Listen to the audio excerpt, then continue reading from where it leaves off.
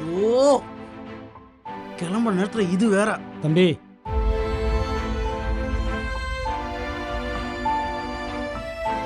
தம்பி என்னையா?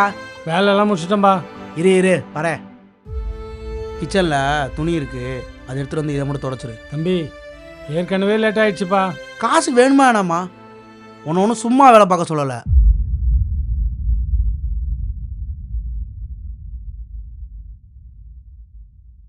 என்னடா கிடச்சிட்டாங்களா?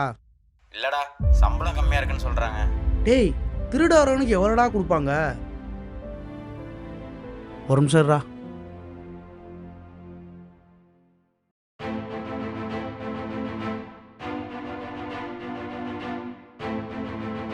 இப்போ சொல்கிறா.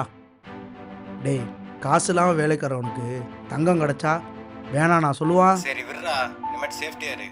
ஆமா, இன்னைக்கு நீ ஆபீஸ் வரல? கிளம்பிட்டேன். சரி நீ வை, நான் வந்து பேசுகிறேன். சரிடா.